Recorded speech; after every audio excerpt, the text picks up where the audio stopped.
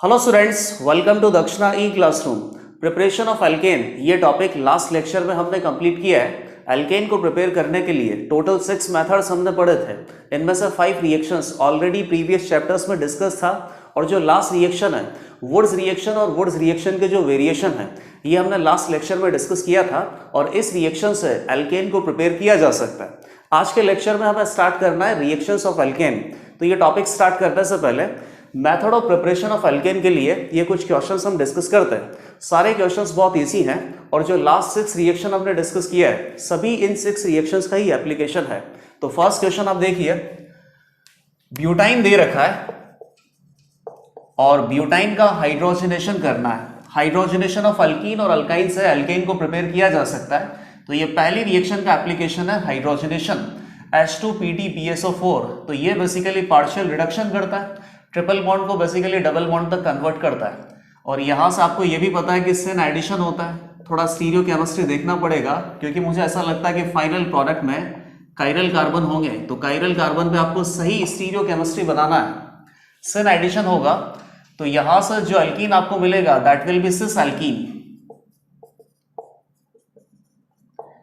बाकी आपको पता ही है कि वापस से D2Ni हाइड्रोजनेशन कर रहे हैं और हाइड्रोजनेशन में इस बार ड्यूटीरियम एटम अटैच करना, तो सिस एल्कीन में सिन एडिशन करना है।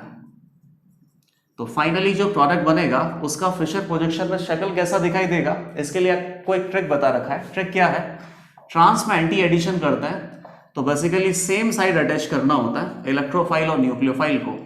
तो ट्रांस मतलब ऑपोजिट, एंटी मतलब ऑपोजिट। तो यहां पे भी क्या हो गया, सेम में सेम साइड अटैच करेंगे तो ये सेम साइड ही अटैच होगा। तो फाइनली मैं इसका आंसर बना देता हूं।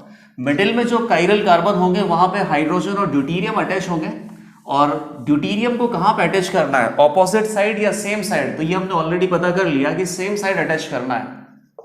तो टोटल 4 कार्बन आइटम्स हैं, ये फिशर प्रोजेक्शन आपने बनाया है। मिडिल के जो दोनों कायरल कार्बन है यहाँ पे हाइड्रोजन और ड्यूटीरियम एटम प्रेजेंट है। ड्यूटीरियम दोनों सेम साइड ही प्रेजेंट होंगे, हाइड्रोजन पहले से ही अटैच हो चुके थे। तो हाइड्रोजनेशन से ये फाइनल प्रोडक्ट आपने बना लिया। इसमें सभी कार्बन कार्बन बॉन्ड सिंगल है, मतलब ये फाइनल प्रोडक्ट अपने पास क्या हो गया, एल्केन। सेकंड पे आ जाओ, ये ग्रिग्नार्ड रिएजेंट का एप्लीकेशन है। यहां पर एसिडिक प्रोटॉन प्रेजेंट है और ग्रिग्नार्ड रिएजेंट से आपको क्या मिलता है, CH3- कार्बोनाइन बहुत अच्छा न्यूक्लियोफाइल है, बहुत अच्छा बेस है। तो सबसे पहले आपको क्या देखना है, एसिड बेस रिएक्शन। अगर सबस्ट्रेट मॉलिक्यूल में एसिडिक प्रोटॉन प्रेजेंट है तो ये CH3- यहां से एसिड बेस रिएक्शन करेगा और इसी मेथड को फॉलो करके फाइनल प्रोडक्ट हमें बनाना है। तो CH3- यहां से H+ को रिमूव कर लेगा तो क्या बन गया, CH4 gas, methane gas. Saturated hydrocarbon तो ये है। उसके बाद और क्या बन जाएगा, यहां पे नेगेटिव आएगा और इसका हाइड्रोलाइसिस भी करना है। हाइड्रोलाइसिस करेंगे तो नेगेटिव यहां से एसिडिक प्रोटॉन को रिमूव कर लेगा तो ये साइक्लोपेंटाडाइन बन गया। अनसैचुरेटेड हाइड्रोकार्बन ये है और साइक्लोपेंटाडाइन का हाइड्रोजनेशन करेंगे तो ये फाइनली अपने पास क्या बन जाएगा, साइक्लोपेंटेन। तो बस थोड़ा सा वेरिएशन आपने किया है, बाकी ग्रिग्नार्ड रिएजेंट की मदद से एल्केन को यहां पे प्रिपेयर किया गया है। आप थर्ड रिएक्शन देखिए। थर्ड में ZnHgHCl के साथ रिएक्शन करना है। तो ये रिएजेंट किसका है, क्लेवेंशन रिडक्शन का। क्लेवेंशन रिडक्शन से बेसिकली क्या करते हैं, कार्बोनिल कंपाउंड को रिड्यूस करके एल्केन में कन्वर्ट कर देते हैं और कार्बोनिल कंपाउंड में एल्डिहाइड हो सकता है, कीटोन हो सकता है। इस पर्टिकुलर सबस्ट्रेट मॉलिक्यूल में एल्डिहाइड भी दिया हुआ है, कीटोन भी दिया हुआ है। क्लेवेंशन रिडक्शन करेंगे तो ये एल्केन में कन्वर्ट कर देगा। CH2 CH3 ऑलरेडी प्रेजेंट है, CH2 और ये क्या बना देगा, CH3। तो ये बेसिकली क्या बन गया, 1,4-डाइइथाइल साइक्लोहेक्सेन। अब इसका क्या करना है, Cl2H फोटो हेलोजिनेशन करना है। रिएक्शन मैकेनिज्म 2 में आपने पढ़ा है कि एल्केन में एक ही रिएक्शन होता है, फ्री रेडिकल सब्स्टिट्यूशन। तो किसी ना किसी पर्टिकुलर कार्बन एटम से एक हाइड्रोजन एटम को रिमूव करना है, क्लोरीन एटम यहाँ पे अटैच करना है। जितने भी प्रोडक्ट आपको यहाँ पे मिल सकते हैं वो टोटल मोनोक्लोरो प्रोडक्ट आपको काउंट करना है और केवल स्ट्रक्चरल आइसोमर पे ध्यान देना है, स्टीरियो आइसोमर को काउंट नहीं करना है। तो बताइए, ये कार्बन एटम और ये कार्बन एटम सिमिलर है। अगर यहाँ पे क्लोरीन अटैच करेंगे तो इधर क्लोरीन नहीं अटैच करना है, क्योंकि अगर आपने यहाँ पे वापस से क्लोरीन अटैच कर दिया तो ये प्रोडक्ट 2 टाइम्स काउंट हो जाएगा। इधर अटैच करेंगे तो इधर नहीं अटैच हो सकता।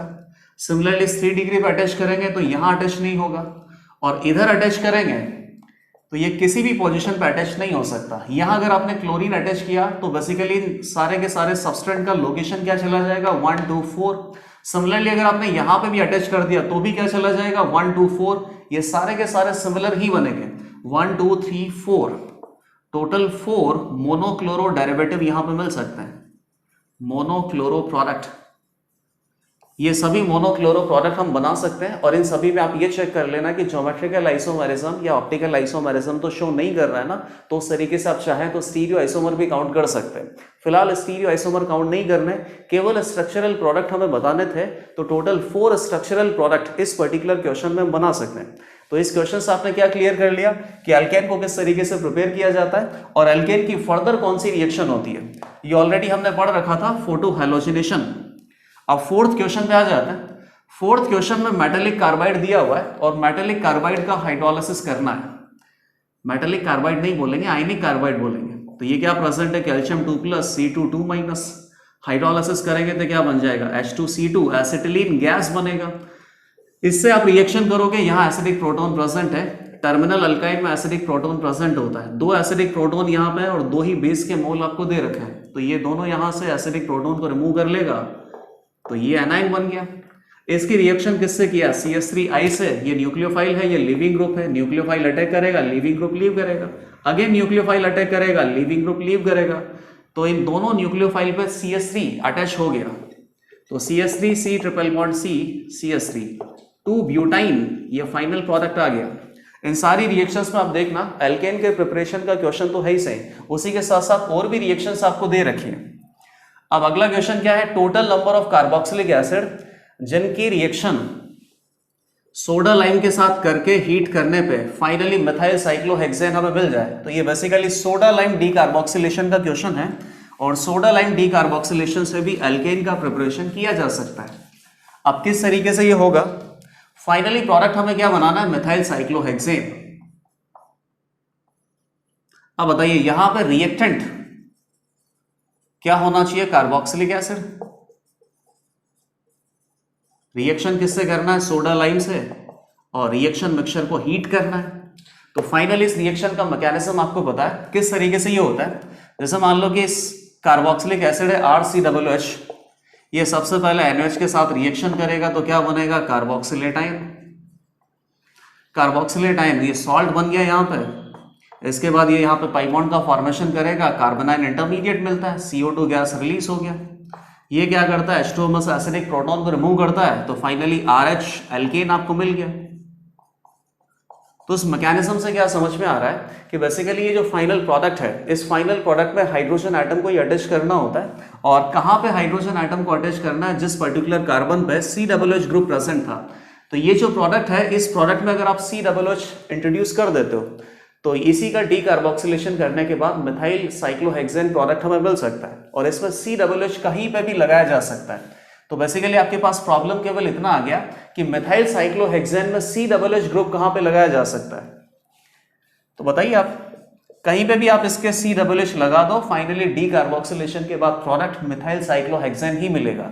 जैसे मान लो कि COOH आपने यहां लगा दिया तो यहां से क्या बनेगा, ये सॉल्ट बनेगा पहले, सॉल्ट के बाद CO2 गैस रिलीज हो गया, ये कार्बोनाइन बनेगा, कार्बोनाइन वाटर में से एसिडिक प्रोटॉन रिमूव करेगा तो फाइनली प्रोडक्ट क्या बन जाएगा, मिथाइल साइक्लोहेक्सेन।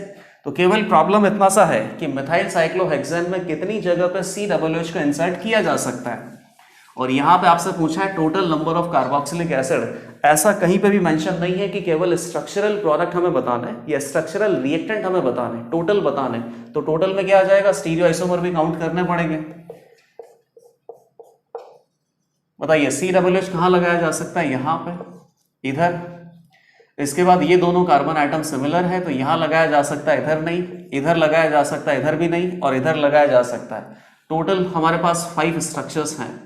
तो इन 5 स्ट्रक्चर्स को बनाना पड़ेगा इंडिविजुअली, हर किसी में चेक करेंगे कि कहीं पे ज्योमेट्रिकल आइसोमेरिज्म या ऑप्टिकल आइसोमेरिज्म की पॉसिबिलिटी तो नहीं है, तब जाके आप टोटल प्रोडक्ट यहां पे बता पाओगे। CH3 के रेस्पेक्ट में आपने मेटा पे लगा दिया और लास्ट अपने पास क्या होगा, para.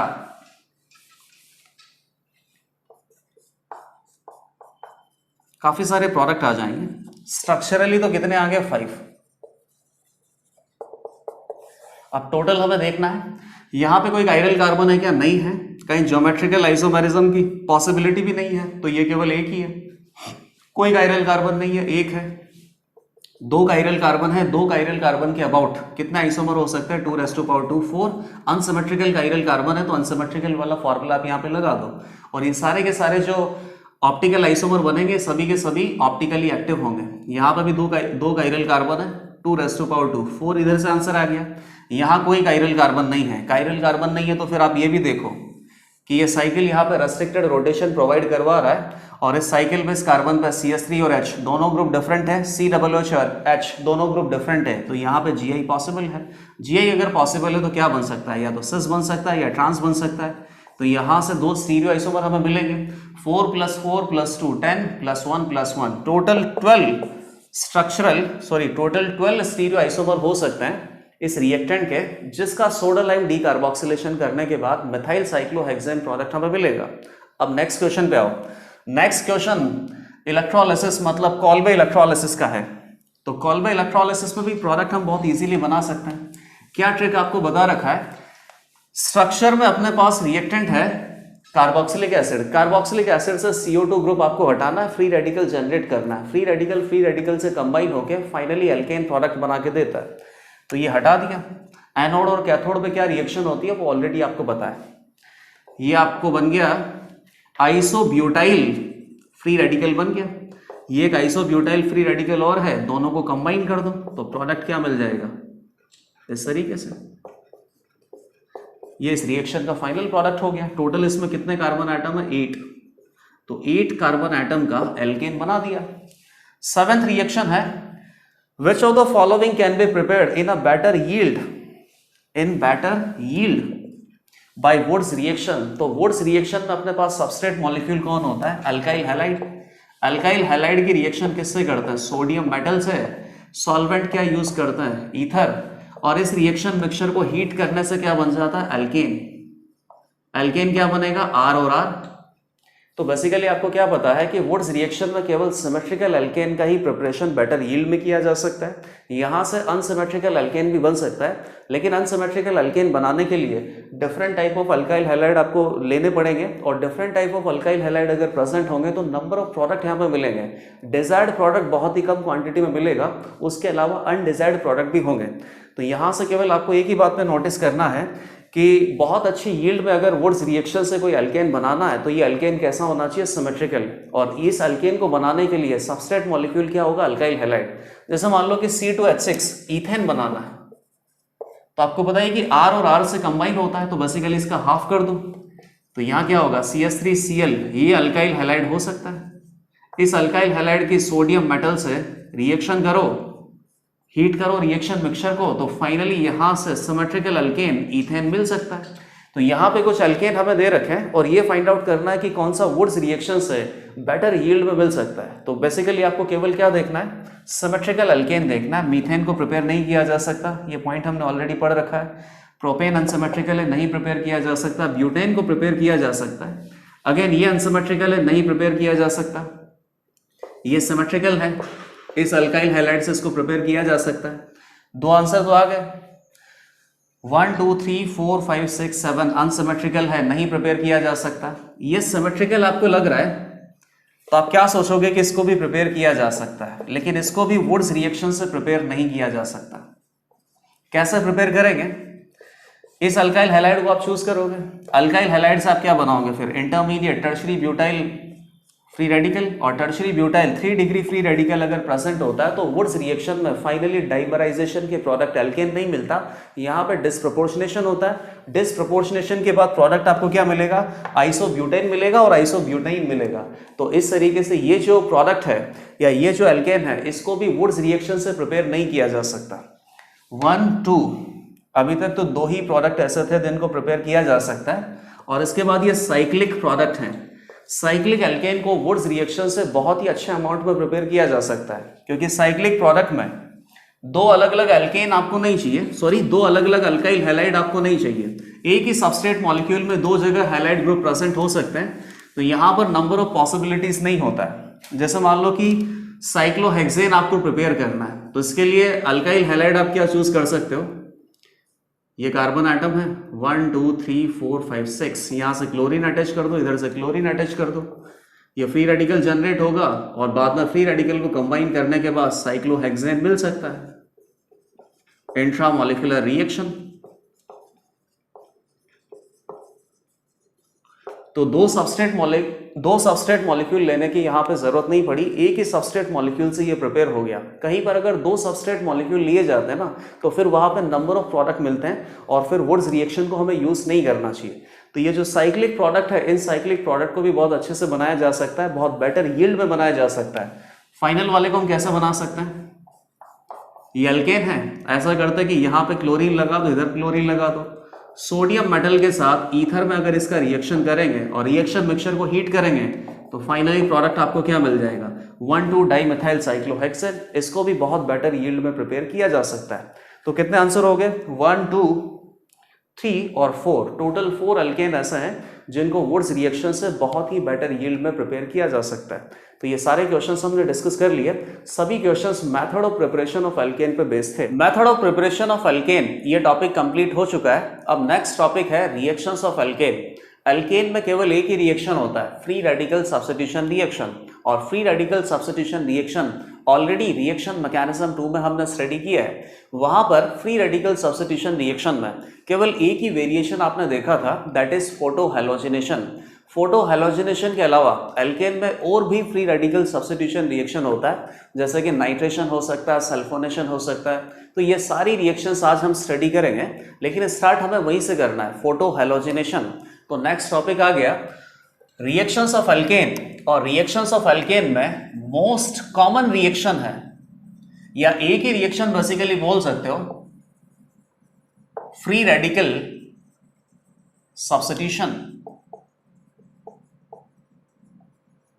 Free radical substitution, addition वगैरह तो हो नहीं सकता ना, क्योंकि एडिशन के लिए तो पाई बॉन्ड रिक्वायर्ड होता है। जैसे मान लो कि अल्केन है, अल्केन में ऑल सिंगल बॉन्ड है, तो एक बॉन्ड अगर ब्रेक होगा तो उस बॉन्ड की जगह कुछ ग्रुप आपको सब्स्टिट्यूट करना पड़ेगा। तो बेसिकली सब्स्टिट्यूशन रिएक्शन ही पॉसिबल है, एडिशन तो यहां कभी हो नहीं सकता। और एडिशन नहीं हो सकता, सब्स्टिट्यूशन में भी इलेक्ट्रोफिलिक सब्स्टिट्यूशन या न्यूक्लियोफिलिक सब्स्टिट्यूशन पॉसिबल नहीं है। इलेक्ट्रोफाइल कहां अटैक करता है? इलेक्ट्रॉन रिच साइट पे। न्यूक्लियोफाइल कहां अटैक करता है? इलेक्ट्रॉन डेफिशिएंट साइट पे। ना यहाँ इलेक्ट्रॉन डेफिशिएंसी है, ना ही यहां पे इलेक्ट्रॉन रिच है। इलेक्ट्रॉन रिच साइट है ही नहीं, इलेक्ट्रॉन डेफिशिएंट साइट ये भी नहीं है। तो जो इलेक्ट्रोफिलिक अटैक है, इलेक्ट्रोफिलिक और न्यूक्लियोफिलिक अटैक पॉसिबल ही नहीं है। इसीलिए आपको बता रखा है कि अल्केन में केवल एक ही रिएक्शन हो सकता है, that is free radical substitution reaction. एक बात और सीखो, अल्केन का जो स्ट्रक्चर आपको देखने को मिल रहा है, इसमें ऑलमोस्ट सारे बॉन्ड कैसे हैं? नॉन पोलर है, मतलब पोलैरिटी बहुत ही कम है, या पोलैरिटी जीरो भी बोल सकते हैं। तो जब यहाँ पोलैरिटी है ही नहीं, इलेक्ट्रोफाइल न्यूक्लियोफाइल अटैक नहीं कर सकता, तो क्या बोल सकते हैं? Alkanes are highly unreactive. बिल्कुल सही बात है, हाईली अनरिएक्टिव। नॉर्मल कंडीशंस में अल्केन किसी से भी रिएक्शन नहीं कर सकता, क्योंकि कोई इलेक्ट्रॉन रिच साइट नहीं है, कोई इलेक्ट्रॉन डेफिशिएंट साइट नहीं है, इलेक्ट्रोफाइल अटैक नहीं कर सकता, न्यूक्लियोफाइल अटैक नहीं कर सकता, कोई एसिडिक प्रोटॉन नहीं है। एसिडिक प्रोटॉन नहीं है तो कोई बेस यहाँ पे एसिड बेस रिएक्शन भी नहीं कर सकता। तो इसीलिए, और इनका नाम क्या होता है? पैराफिन्स। पैराफिन्स का मतलब ही ये होता है लिटिल रिएक्टिविटी, रिएक्टिविटी ही नहीं है। और क्या पॉइंट लिखा जा सकता है? Alkanes do not react with, let us say कि concentrated acid आपने ले लिया, कुछ भी लिख लो, concentrated HCl, concentrated H2SO4, concentrated HNO3, या कोई alkali आपने ले लिया। alkali मतलब क्या हो गया? बेस NH के साथ ये रिएक्शन नहीं करता है। एसिडिक या बेसिक मीडियम में K2Cr2O7 ले लो, KMnO4 ले लो, ऑक्सीडाइजिंग एजेंट ले लो, किसी के भी साथ रिएक्ट नहीं करता। Alkanes do not react with these particular compounds. और इसमें सारा कवर हो गया, एसिड कवर हो गया, बेस कवर हो गया, ऑक्सीडाइजिंग एजेंट कवर हो गया, at ordinary temperature. Ordinary temperature पे ये किसी से भी रिएक्ट नहीं कर सकता, इसीलिए इसकी लिटिल रिएक्टिविटी या बहुत ही कम रिएक्टिविटी होती है, इसीलिए इसको क्या बोला जाता है, पैराफिन। लेकिन ऐसा नहीं है कि ये रिएक्ट नहीं कर सकता, रिएक्ट कर सकता, बहुत ही हाई टेम्परेचर मेंटेन करना पड़ेगा, और जब रिएक्ट करेगा तो कौन सी रिएक्शन होगी, फ्री रेडिकल सब्स्टिट्यूशन होगा। अब यहाँ पे सबसे पहला फ्री रेडिकल सब्स्टिट्यूशन में जो रिएक्शन है वो हम देख लेते हैं, और वो ऑलरेडी हमने स्टडी कर रखा है, फोटो हैलोजिनेशन।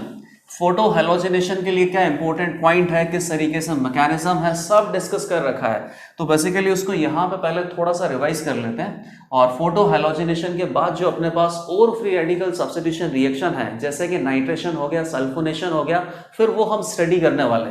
हर किसी रिएक्शन में मैकेनिज्म सेम ही होगा। तो पहला अपने पास क्या हो गया, फोटो हैलोजिनेशन। फोटो हैलोजिनेशन में सबस्ट्रेट मॉलिक्यूल अपने पास कौन है, एल्केन है। रिएक्शन किससे करवाते हैं, हैलोजन से करवाते हैं इन प्रेजेंस ऑफ लाइट, या फिर और क्या कर सकते हैं कि 500 डिग्री सेंटीग्रेड टेम्परेचर आप मेंटेन करो ताकि ये ब्रेक डाउन होकर फ्री रेडिकल अटैकिंग स्पीशीज बनाए। ये फ्री रेडिकल इधर अटैक करेगा, फाइनली आपको रिएक्शन प्रोसीड करके प्रोडक्ट मिल जाएंगे। प्रोडक्ट आपको क्या मिलता है, अल्काइल हैलाइड। तो अल्काइल हैलाइड को प्रिपेयर करने के लिए भी ये ठीक ठाक मेथड है, प्लस HX, ये हाइड्रोजन एटम एक हैलोजन एटम के साथ कंबाइन होकर HX बना लेता है। अब इसमें अपने पास X2 क्या होता है, क्लोरीनेशन करवा लो, ब्रोमिनेशन करवा लो, कोई दिक्कत नहीं है। लेकिन आपको पता ही है कि फ्लोरीनेशन करवाना है तो नहीं करवाना चाहिए, क्योंकि ये बहुत ही एक्सप्लोसिव रिएक्शन होता है। तो एक्सप्लोसिव रिएक्शन होगा तो यहाँ कोई रिएक्शन मैकेनिज्म भी फॉलो नहीं होगा। जो आप सोचते हो कि अल्काइल फ्लोराइड आपको प्रोडक्ट मिलने वाला, अल्काइल फ्लोराइड प्रोडक्ट यहाँ पे नहीं मिलेगा, कोई मैकेनिज्म फॉलो नहीं हो सकता, क्योंकि एक्सप्लोसिव रिएक्शन है, बहुत ज्यादा यहाँ पे एनर्जी रिलीज होने वाला है। तो फ्लोरीनेशन तो हम इस तरीके से नहीं करवाते। और X2 अगर I2 है तो यहाँ हाईली रिवर्सिबल रिएक्शन होता है, हाईली रिवर्सिबल रिएक्शन है, इसीलिए डायरेक्ट आयोडीनेशन भी पॉसिबल नहीं है। यहां बेसिकली क्या होगा, RH प्लस I2, इससे क्या बनेगा, RI प्लस HI। अब ये HI क्या है, वेरी गुड रिड्यूसिंग एजेंट है, वेरी गुड रिड्यूसिंग एजेंट है। तो ये RI को वापस से रिड्यूस करके बैकवर्ड डायरेक्शन में रिएक्शन प्रोसीड करेगा, वापस से क्या बन जाएगा, एल्केन बन जाएगा प्लस I2। तो इस तरीके से आयोडीनेशन रिवर्सिबल होता है। तो आयोडीनेशन हम करवाते नहीं हैं, और फ्लोरीनेशन इसलिए नहीं करवाना चाहिए क्योंकि बहुत ही एक्सप्लोसिव रिएक्शन है। तो यहां से आपने क्या सीखा कि एल्केन का डायरेक्ट फ्लोरीनेशन और डायरेक्ट आयोडीनेशन हम नहीं करवाते हैं, और इस तरीके से अल्काइल फ्लोराइड या अल्काइल आयोडाइड का प्रिपरेशन नहीं होता है। तो यहाँ पर इस चैप्टर में आपको यह भी पता चलेगा कि अल्काइल फ्लोराइड और अल्काइल आयोडाइड का प्रिपरेशन अगर आपको करना है तो उसके लिए दो स्पेसिफिक रिएक्शन हम पढ़ेंगे। One is Finkelstein reaction, another one is Swarts reaction. क्या लिखा, डायरेक्ट फ्लोरीनेशन और आयोडीनेशन is not performed। क्यों परफॉर्म नहीं किया जाता, उसका लिमिटेशन या उसका रीजन आपको पता है, ऑन एल्केन।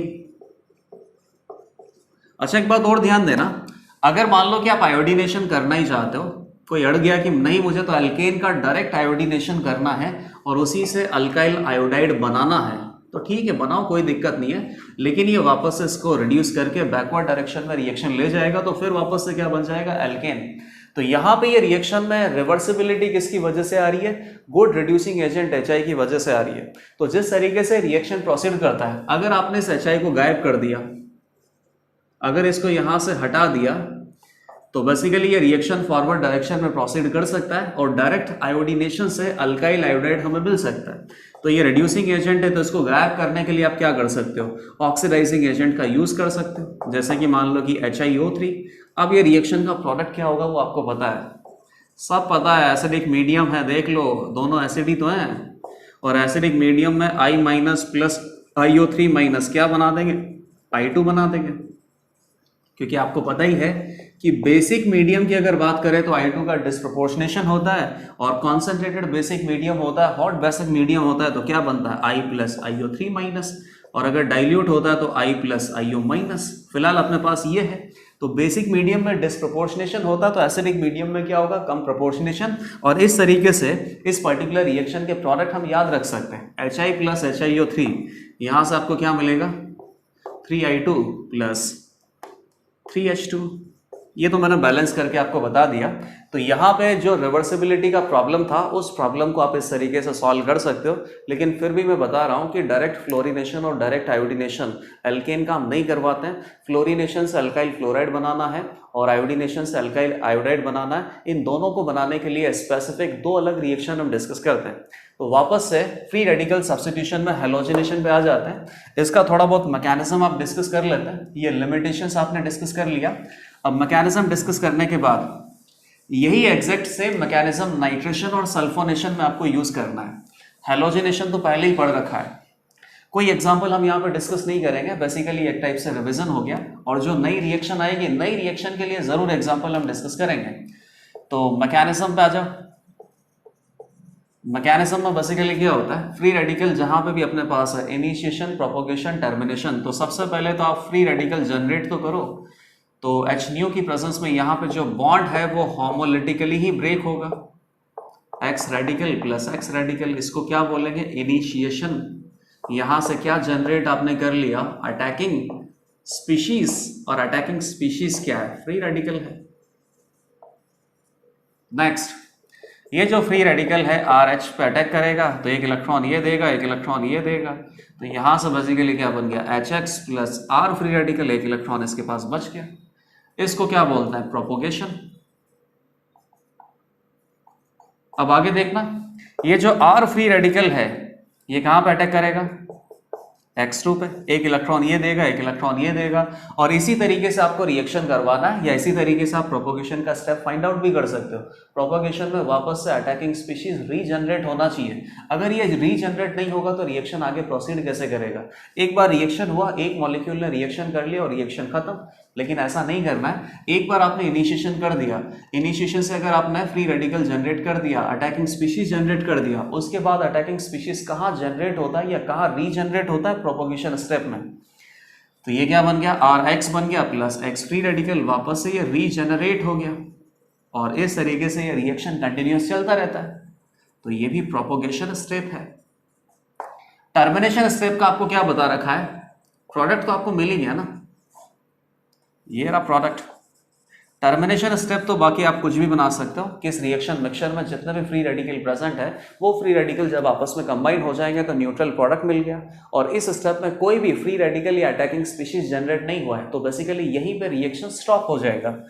तो कौन कौन सा फ्री रेडिकल है, X फ्री रेडिकल है, R फ्री रेडिकल है। तो R फ्री रेडिकल से कंबाइन हो सकता है, X फ्री रेडिकल से कंबाइन हो सकता है, या R free radical X free radical से कंबाइन हो सकता है। तो ये प्रोडक्ट भी आपको मिल सकता है, R2X2 या RX।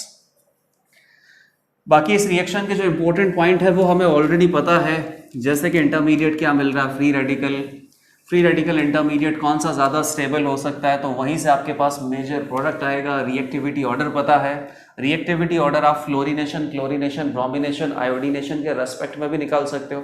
सबसे ज़्यादा स्ट्रॉन्ग बॉन्ड का फॉर्मेशन कहाँ होगा, CF। तो जहां स्ट्रॉन्ग बॉन्ड का फॉर्मेशन होगा वहीं पे सबसे ज्यादा हीट रिलीज होगा, तो वही रिएक्शन सबसे फास्ट होगा। फ्लोरिनेशन सबसे फास्ट होता है, क्लोरिनेशन, ब्रोमिनेशन, आयोडीनेशन ये तो कुछ इतना ज्यादा फास्ट होता है, इतना ज्यादा एनर्जी रिलीज होता है कि एक्सप्लोसिव नेचर का होता है। और रिएक्टिविटी ऑर्डर आप किस तरीके से बता सकते हैं, एल्केन के लिए बता सकते हैं। एल्केन में क्या प्रेजेंट होते हैं, different type of H atom present होते हैं। तो कौन से H एटम को ये X फ्री रेडिकल रिमूव करेगा ताकि R फ्री रेडिकल बन सकता है। तो फ्री रेडिकल कौन सा ज्यादा स्टेबल होगा, 3 degree carbon free radical. 3 degree carbon free radical stable होने के लिए आप 3 डिग्री हाइड्रोजन एटम की रिएक्टिविटी सबसे ज्यादा होगी। X फ्री रेडिकल सबसे पहले इसी को खाएगा, 3 डिग्री H एटम। फिर इसके बाद क्या आ जाएगा, 2 डिग्री H एटम। फिर क्या आ जाएगा, 1 डिग्री H एटम। इसके अलावा और भी काफ़ी इंपॉर्टेंट पॉइंट है, जैसे कि रिएक्टिविटी आ गया, सेलेक्टिविटी आ गया, कौन सा मेजर प्रोडक्ट होगा, कितने प्रोडक्ट होंगे, कितने ऑप्टिकली एक्टिव बनेंगे, कितने ऑप्टिकली इनएक्टिव बनेंगे, ये सब हमने रिएक्शन मैकेनिज्म 2 में डिस्कस कर रखा है। केवल मैंने यहाँ पे फोटो हैलोजिनेशन से वापस से ये मैकेनिज्म याद दिलाया, क्योंकि ये मैकेनिज्म आप कहाँ पे यूज़ करोगे, सल्फोनेशन में और नाइट्रेशन में। तो अब आ जाते हैं हम सल्फोनेशन और नाइट्रेशन। सल्फोनेशन और नाइट्रेशन करवाने के लिए कंसंट्रेटेड HNO3 या कंसंट्रेटेड H2SO4 से रिएक्शन करना है। और पहला स्टेटमेंट आपने क्या लिखा था कि एल्केन हाईली अनरिएक्टिव है तो कॉन्सेंट्रेटेड H2SO4 और कॉन्सेंट्रेटेड HNO3 से रिएक्ट नहीं करता है, लेकिन ऑर्डिनरी टेम्परेचर पे रिएक्ट नहीं करता है, हाई टेम्परेचर पे तो करेगा। तो हाई टेम्परेचर पे जब ये रिएक्ट करेगा तो प्रोडक्ट आपको क्या मिलेगा, और उस प्रोडक्ट को आप बनाओगे किस तरीके से। तो नेक्स्ट आ गया अपने पास नाइट्रेशन। तो नाइट्रेशन के लिए आपको क्या यूज करना पड़ेगा, कॉन्सेंट्रेटेड HNO3 और लेट अस से कि 500 to 700 डिग्री सेंटीग्रेड पे ये रिएक्शन होता है, तो फाइनली आपको क्या मिल जाएगा, नाइट्रोएल्केन। अब किस तरीके से, सबसे पहले अटैकिंग स्पीशीज आपको जनरेट करना पड़ेगा, फ्री रेडिकल बनेगा यहाँ पे हाई टेम्परेचर पे, होमोलिटिकली बॉन्ड क्लीव होगा, OH free radical, NO2 free radical, ये पहला इनिशिएशन। सेकंड अपने पास क्या आ जाएगा, प्रोपोगेशन। अब प्रोपोगेशन आप देखना, ये OH फ्री रेडिकल है, ये RH में से क्या करेगा, H फ्री रेडिकल को खाएगा, तो क्या बनेगा, H2O plus R free radical. R free radical आपने बना दिया, अब इस R फ्री रेडिकल से वापस से आप HNO3 से रिएक्ट करवाओगे, फाइनल प्रोडक्ट बनेगा। लेकिन इस तरीके से फाइनल प्रोडक्ट आपको बनाना ताकि अटैकिंग स्पीशीज वापस से रीजेनरेट हो। तो एक इलेक्ट्रॉन इसने दिया, ये एक इलेक्ट्रॉन इसने दिया, तो क्या बन गया, RNO2 plus OH free radical. ये OH फ्री रेडिकल वापस से RH पे अटैक करेगा, H2O बनाएगा, R फ्री रेडिकल बनेगा, R फ्री रेडिकल वापस से अटैक करेगा, रिएक्शन चलता जाएगा। तो सेकंड और थर्ड स्टेप तो अपने पास क्या है, प्रोपोगेशन, और फोर्थ, फिफ्थ और सिक्स्थ ये टर्मिनेशन स्टेप आप लिखना। बाकी एग्जैक्टली सेम कहानी है, R free radical carbon free radical intermediate बन रहा है। कौन सा कार्बन फ्री रेडिकल इंटरमीडिएट ज्यादा स्टेबल होता है, 3 डिग्री वाला, तो ये पहले 3 डिग्री पे अटैक करेगा, फिर 2 डिग्री पे अटैक करेगा, फिर 1 डिग्री पे अटैक करेगा। लेकिन फाइनली आपने नाइट्रेशन के प्रोडक्ट बना दिए, और नाइट्रेशन का प्रोडक्ट क्या होता है, नाइट्रोएल्केन।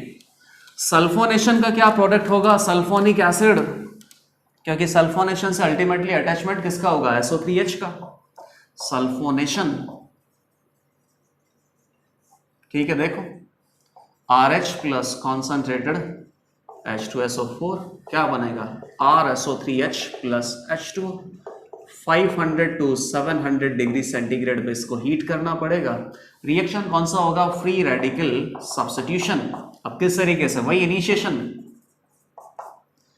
कॉन्सेंट्रेटेड H2SO4 इस तरीके से बना दिया, हाई टेम्परेचर पे हीट करोगे, होमोलिटिकली बॉन्ड क्लीव होगा, तो अटैकिंग स्पीशीज आपको मिल गया। सेकंड और थर्ड स्टेप अपने पास क्या होता है, प्रोपोगेशन। ये OH फ्री रेडिकल अल्केन पे अटैक करेगा, एक इलेक्ट्रॉन इसने दिया, एक इलेक्ट्रॉन हाइड्रोजन का आया, क्या बन गया, H2O plus carbon free radical intermediate आ गया। अब ये कार्बन फ्री रेडिकल इंटरमीडिएट वापस से किस पे अटैक करेगा, H2SO4 पे, एक इलेक्ट्रॉन ये देगा, एक इलेक्ट्रॉन ये देगा, सल्फोनिक एसिड बना दिया, और ये वापस से अटैकिंग स्पीशीज रीजनरेट हो गया। और फोर्थ, फिफ्थ और सिक्स्थ ये टर्मिनेशन स्टेप्स आर बना देना। टर्मिनेशन स्टेप से कोई फायदा नहीं होता, बेसिकली प्रोपोगेशन स्टेप में ही आपको फाइनल प्रोडक्ट मिल जाता है, और फाइनल प्रोडक्ट अपने पास क्या है, सल्फोनिक एसिड। इस तरीके से सल्फोनेशन का प्रोडक्ट भी हम बना सकते हैं। और यहाँ पे रिएक्शंस क्या हो सकती हैं, अल्केन में और भी रिएक्शन है, एक और हो सकता है क्लोरोसल्फोनेशन, रीड्स रिएक्शन। ये भी बहुत इंपॉर्टेंट है, क्योंकि यहां से भी आपको डायरेक्ट प्रोडक्ट याद रखना है, और किसी भी पर्टिकुलर रिएक्शन में एक स्टेप रीड्स रिएक्शन का भी दिया जा सकता है। क्लोरोसल्फोनेशन उसको हम बोल सकते हैं, क्लोरो सल्फोनेशन। तो क्लोरीन और सल्फोनेशन SO2, ये हो गया RH plus SO2 plus Cl2, H की प्रेजेंस है, तो क्या बन जाएगा, RSO2Cl plus HCl। Again free radical substitution mechanism होगा, मैकेनिज्म में वापस से बना नहीं रहा हूं, केवल आप फाइनल प्रोडक्ट आप याद रखो, RSO2Cl। और अब आपको पता ही है कि अगर RSO2Cl में लीविंग ग्रुप प्रेजेंट है, तो इसकी न्यूक्लियोफाइल वाटर के साथ अगर आप रिएक्शन करते हो, तो ये न्यूक्लियोफाइल अटैक करेगा, पाई बॉन्ड ब्रेक होगा, पाई बॉन्ड फॉर्म होगा, लीविंग ग्रुप लीव करेगा।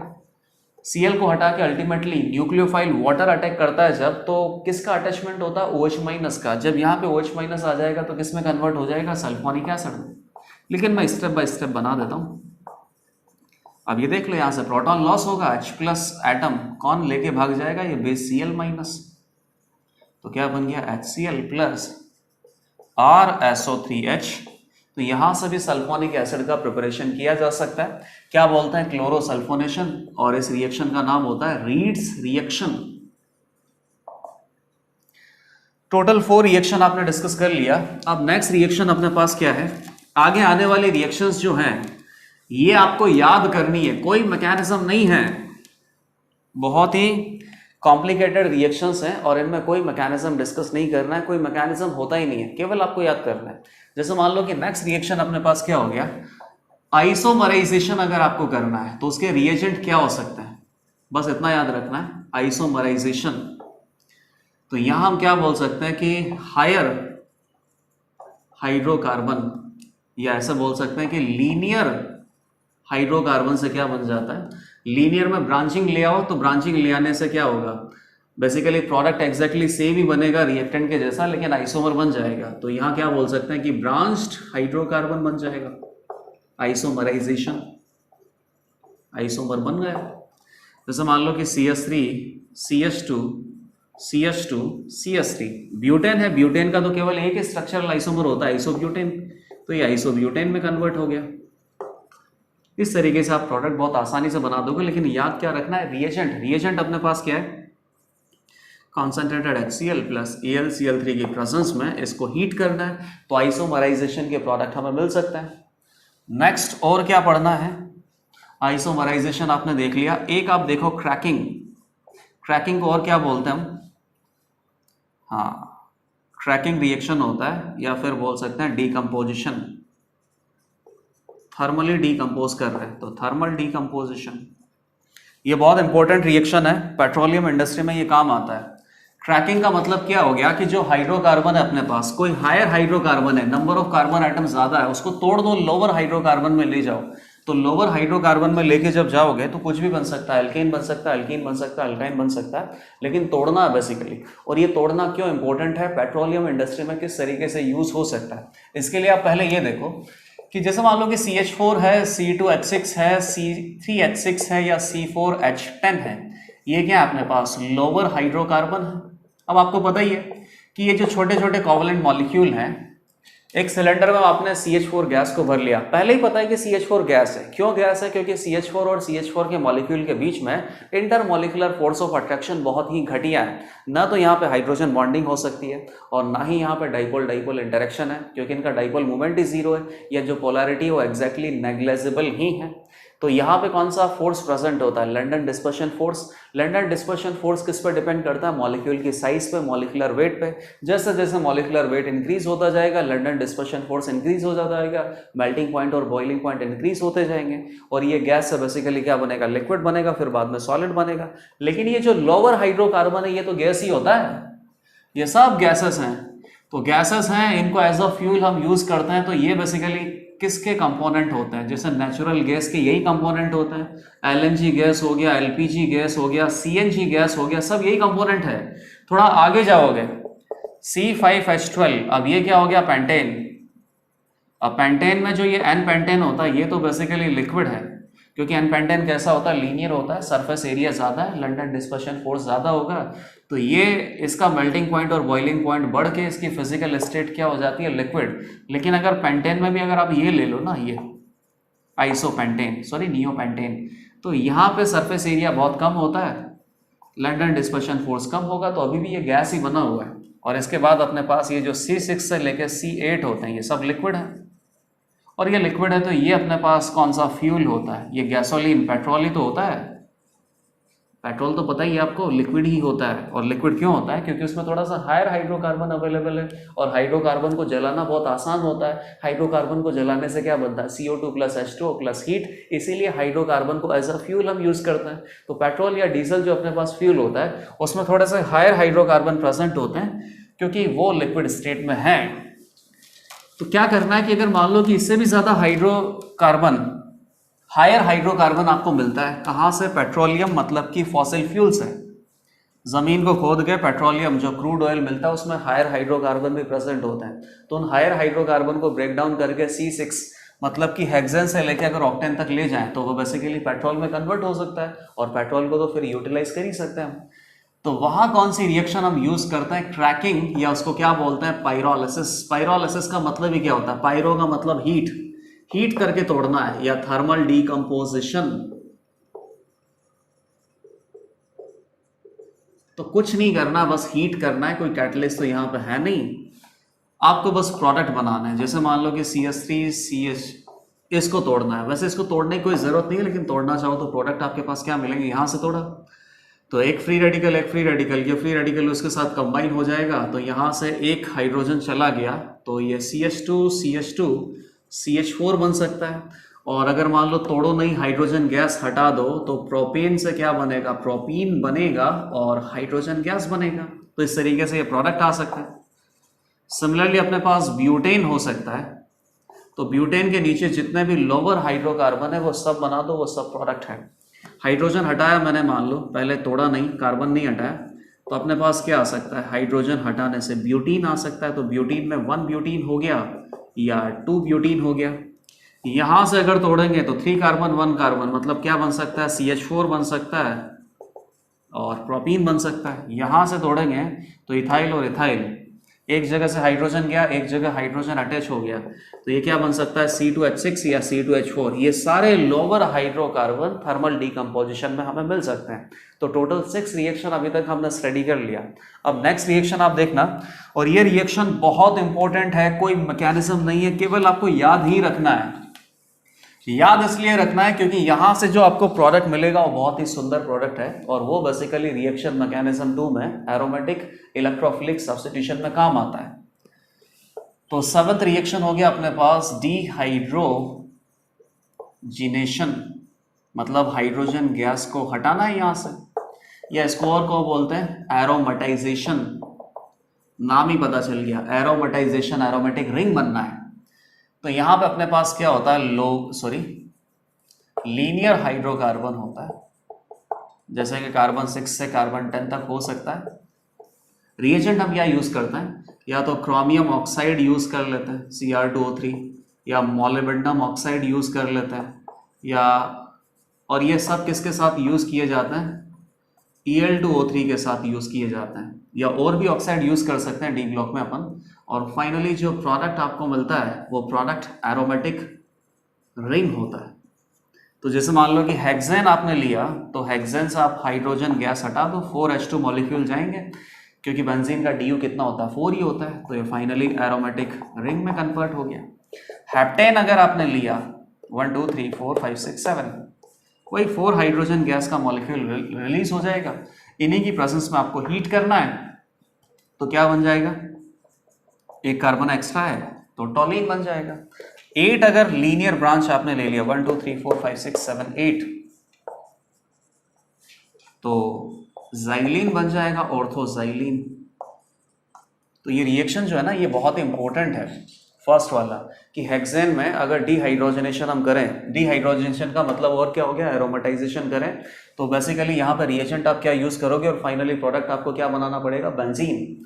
और भी रिएक्शंस हैं, और ये रिएक्शन अल्केन की नहीं है, क्योंकि यहाँ पे जो सबस्ट्रेट मॉलिक्यूल आप यूज करोगे वो बेसिकली अल्काइन है, लेकिन वो रिएक्शंस भी बहुत इंपॉर्टेंट है, और इस तरीके से यहाँ पे भी एरोमेटिक प्रोडक्ट आपको मिलेगा। तो उसको क्या बोल सकते हैं, एक तरीके से cyclic polymerization.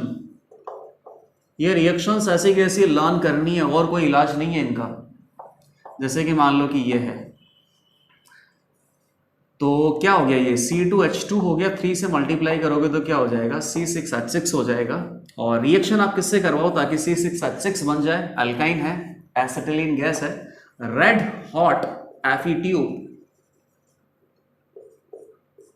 Red hot iron के ऊपर से इस गैस को अगर आप गुजारो तो साइक्लिक पॉलीमराइजेशन होगा, और ये किसमें बन गया, बेंजीन में। सिमिलरली और क्या हो सकता है अपने पास, एक कार्बन आइटम यहाँ पे एक्स्ट्रा इंट्रोड्यूस कर दो, तो यहां से क्या होगा, 3 कार्बन आइटम एक्स्ट्रा होंगे, वही सेम रिएक्शन है, तो बेंजीन तो आपको बनाना ही है, और 3 कार्बन आइटम 3 टाइम्स एक्स्ट्रा आएंगे, तो ये प्रोडक्ट आपको क्या मिलेगा, मैसेटिलीन। यह भी पढ़ा हुआ है, एक जगह और मैसेटिलीन मैंने आपको बना के दिया था एसिड कैटालाइज्ड एल्डोल में। और अगर मान लो कि एक और कार्बन एटम एक्स्ट्रा आप लगा दो, तो ये मिडिल के 3 कार्बन एटम तो क्या करेंगे, बेंजीन का फॉर्मेशन, और हर जगह से 2 कार्बन एटम एक्स्ट्रा आएंगे 3 टाइम्स, तो 3 multiplied by 2, 6 carbon atom extra आ जाएंगे, तो ये क्या बन जाएगा, हेक्सामेथाइल बेंजीन बन जाएगा। तो सिमिलरली ये तीनों साइक्लिक पॉलीमराइजेशन की रिएक्शन भी हमें याद रखनी है। अच्छा, 2 रिएक्शंस और हैं, इनमें से एक रिएक्शन से तो एक ऐसा प्रोडक्ट मिलेगा जो बेसिकली एरोमेटिसिटी में एक्सेप्शन होता है, साइक्लोऑक्टाटेट्राईन। साइक्लोऑक्टाटेट्राईन में आपको लगता क्या है कि एंटी एरोमेटिक कंपाउंड हो सकता है, लेकिन वो नॉन एरोमेटिक आता है क्योंकि नॉन प्लेनर स्ट्रक्चर बन जाती है। तो उसके लिए आपको क्या यूज करना है, CH 4 टाइम्स यूज करना है। कैटलिस्ट है अपने पास NiCN2, तो यहां से ये बनता है साइक्लोऑक्टाटेट्राईन, और ये कैसा होता है, नॉन एरोमेटिक होता है, एंटी एरोमेटिक नहीं होता, ये आपको पता है। और एक और रिएक्शन आप देखो, CH ट्रिपल बॉन्ड CH, यहाँ पे बेसिकली 2 है, इधर 4 है और यहाँ पे 3 मॉलिक्यूल्स है। इसकी रिएक्शन आप करते हो Cu2Cl2 से इन प्रेजेंस ऑफ NH4Cl, तो यहाँ पे डाइमराइजेशन होता है, और डाइमराइजेशन के बाद जो प्रोडक्ट मिलता है वो प्रोडक्ट बहुत काम का है, क्योंकि उस प्रोडक्ट का आप अगर पॉलीमराइजेशन करोगे तो सिंथेटिक रबर मिलेगा। तो ये रिएक्शन आपको पॉलीमर में भी देखने को मिलेगा। डाइमराइजेशन कर दो तो C triple bond C double bond, ये बन जाएगा। इसको क्या बोलेंगे, विनाइल एसिटिलीन। ये कॉमन नेम है ना, विनाइल एसिटिलीन। ये विनाइल वाला जो सब्सटेंट है, और इस चेन को आप क्या बोल सकते हैं, एसिटिलीन। आप चाहो तो इसका IUPAC नेम भी लिख सकते हो, ये तो मैंने वैसे ही लिखा है। अब ये विनाइल एसिटिलीन जो है, हाँ, अब इसके आगे की रिएक्शन देखना, आगे वाली रिएक्शन इजी है। ये अपने पास क्या हो गया, एल्कीन हो गया, और ये रिएक्शन कुछ इंपॉर्टेंट भी है इनफैक्ट। इसकी रिएक्शन आप किससे करो, HCl से। तो एल्कीन का रिएक्शन अगर हैलोजन एसिड से करेंगे तो हैलोजन एसिड से क्या मिलता है, H+। pi बॉन्ड पे अटैक करेगा, कार्बोकेटाइन इंटरमीडिएट बनेगा। कार्बोकेटाइन पे न्यूक्लियोफाइल अटैच कर दो, इलेक्ट्रोफिलिक एडिशन के प्रोडक्ट हमें मिलते हैं। और ये भी हमें पता है कि एल्कीन ज्यादा रिएक्टिव होता है इन कंपैरिजन टू अल्काइन। तो आप क्या यहाँ पे HCl का एडिशन करोगे क्या, नहीं, HCl एडिशन यहाँ पे होगा। उसका रीजन क्या है, क्योंकि यहाँ पे कॉन्जुगेशन प्रेजेंट है, और जब कॉन्जुगेशन प्रेजेंट है तो डबल बॉन्ड और ट्रिपल बॉन्ड का कॉन्जुगेशन है, तो इलेक्ट्रॉन बेसिकली रेजोनेंस कर रहे हैं। रेजोनेंस करने के बाद इलेक्ट्रॉन डेंसिटी ज्यादा कहाँ होगी, जो मोर इलेक्ट्रॉन नेगेटिव या मोर इलेक्ट्रॉन विड्रॉइंग ग्रुप होगा। ये triple bond C double bond से ज्यादा इलेक्ट्रॉन विड्रॉइंग ग्रुप है, तो ये बेसिकली पाई बॉन्ड के इलेक्ट्रॉन इधर ज्यादा रेजोनेंस कर रहे हैं, तो ट्रिपल बॉन्ड के पास इलेक्ट्रॉन डेंसिटी ज्यादा है। जहां इलेक्ट्रॉन डेंसिटी ज्यादा होगी वहीं पे H+ इलेक्ट्रोफाइल अटैक करेगा, H+, ये किधर अटैक करेगा, इधर। और एरो इस तरीके से बनाया करो, इलेक्ट्रॉन फ्लो की डायरेक्शन में एरो बनता है, अटैकिंग की डायरेक्शन में एरो नहीं बनता है। तो ये अपने पास क्या हो गया, CH2 CH पॉजिटिव, यहाँ पे अटैच हुआ ताकि मिडिल में कार्बोकेटाइन बने। ये कार्बोकेटाइन इधर से रेजोनेंस स्टेबलाइज्ड भी होगा, ये बन गया ना। अब फाइनली क्या होगा, Cl- अटैच होगा, तो CH2Cl, ये हो गया CH2CH2। इसको बोलते हैं क्लोरोप्रिन, या इसका और नाम क्या हो सकता है, 1,2 क्लोरोब्यूटाडाइन, ठीक है। और फाइनली अगर आप इसका पॉलीमराइजेशन करोगे, पॉलीमराइजेशन किस तरीके से करना है वो सब आप आगे पढ़ोगे। पॉलीमराइजेशन करने के बाद ये मॉलिक्यूल्स कंबाइन होते चले जाएंगे, लीनियर चेन बनेगा, बहुत ही बड़ा चेन होता है जिसका मोलिकुलर वेट 1 लाख 2 लाख 3 लाख इस तरीके से आता है, तो उस चेन को क्या बोलते हैं, पॉलीमर चेन। तो यहाँ से जो पॉलीमर हमें मिलेगा, क्लोरोफिन से जो पॉलीमर मिलता है उसको क्या बोलते हैं, नियोप्रिन, और ये बेसिकली सिंथेटिक रबर होता है। ये सारे क्वेश्चंस जेईई मेन में आ सकते हैं। अब एक रिएक्शन यहाँ पे और देख लो फाइनल। यहां तो आपने क्या देख लिया कि अल्काइन पे इलेक्ट्रोफाइल H+ का अटैक होगा, जबकि आपको क्लियरली पता है कि एल्कीन ज्यादा रिएक्टिव होता है। और यहां पर ऐसा क्यों हुआ, क्योंकि ये कॉन्जुगेटेड सिस्टम था, तो कॉन्जुगेटेड सिस्टम में रेजोनेंस प्रेजेंट है, तो ये पाई बॉन्ड के इलेक्ट्रॉन बेसिकली इधर डिस्प्लेस्ड है, वहां इलेक्ट्रॉन डेंसिटी ज्यादा है, तो वहीं पे H+ ने अटैक किया है। लेकिन अगर ये नॉन कॉन्जुगेटेड सिस्टम होता तो तब तो कोई दिक्कत ही नहीं है। आपको पता है कि एल्कीन पे ज्यादा रिएक्टिविटी आती है, क्यों, क्योंकि यहां से जब H+ अटैक करता है तो जो कार्बोकेटाइन इंटरमीडिएट मिलता है वो ज्यादा स्टेबल होता है। जहां से ज्यादा स्टेबल इंटरमीडिएट मिलेगा उसी तरफ से आपको रिएक्शन को प्रोसीड करना है। जैसे यहां से इंटरमीडिएट आपको क्या मिलता है, H+ इधर अटैक करता तो ये कार्बोकेटाइन, H+ यहां अटैक करता तो ये कार्बोकेटाइन। अब यहाँ डबल बॉन्डेड कार्बोकेटाइन है, लेस स्टेबल, और यहाँ सिंगल बॉन्डेड की इलेक्ट्रॉन नेगेटिविटी कम होती है। जहां इलेक्ट्रॉन नेगेटिविटी कम होगी वहां कार्बोकेटाइन ज्यादा स्टेबल होगा, ये मोर स्टेबल। तो यहां से मोर स्टेबल कार्बोकेटाइन इंटरमीडिएट बनता है, इसीलिए हम क्या बोलते हैं, alkenes are more reactive towards electrophilic addition reaction than alkyne. तो यहां कोई दिक्कत नहीं होगी, यहां पे इधर ही इलेक्ट्रोफिलिक एडिशन होगा। तो फाइनली आपको प्रोडक्ट क्या बनाना है,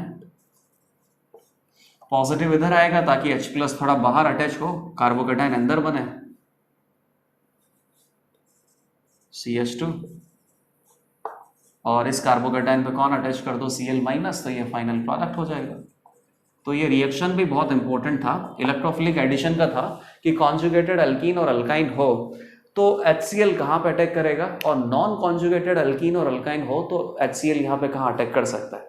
तो ये आपने एल्केन्स की सारी रिएक्शंस डिस्कस कर ली हैं, और इसमें फाइनली ये जो एरोमेटाइजेशन की रिएक्शंस हैं ये बहुत इंपॉर्टेंट है, क्योंकि ये बेसिकली आपको किसी भी एक स्पेसिफिक रिएक्शन में दिया जा सकता है। जैसे मान लो इलेक्ट्रोफिलिक एरोमेटिक सब्स्टिट्यूशन का क्वेश्चन हो, तो इलेक्ट्रोफिलिक एरोमेटिक सब्स्टिट्यूशन में सबस्ट्रेट मॉलिक्यूल क्या होता है, बेंजीन रिंग होता है। लेकिन आपको बेंजीन रिंग डायरेक्ट नहीं दिया जाए, बेंजीन रिंग पहले आपको बनाना पड़ जाए, तो इस चैप्टर के रिएक्शंस को आपको यूटिलाइज करना पड़ेगा।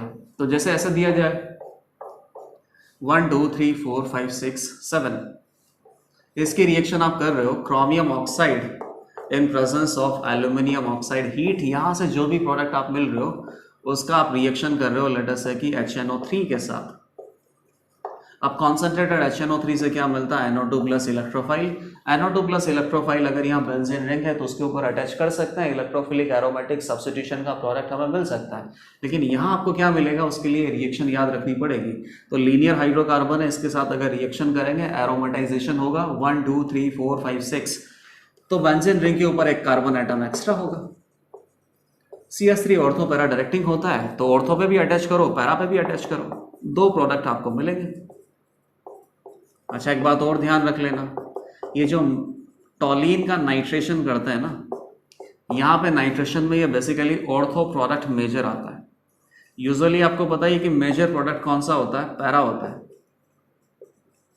कोई भी आप बेसिकली इलेक्ट्रोफिलिक सब्स्टिट्यूशन रिएक्शन करो, चाहे नाइट्रेशन करो, चाहे सल्फोनेशन करो, चाहे हैलोजिनेशन करो, और किसी भी और सब्सटेंस का करो, लेकिन अगर आप इसका करते हो, इसका नाइट्रेशन करते हो टॉलिन का, तो उस केस में ऑर्थो प्रोडक्ट मेजर आता है इन कंपैरिजन टू पैरा, और नॉर्मली कौन सा प्रोडक्ट मेजर आता है, पैरा प्रोडक्ट। तो यहाँ पे अल्केन्स की सारी रिएक्शंस हमने कंप्लीट कर ली।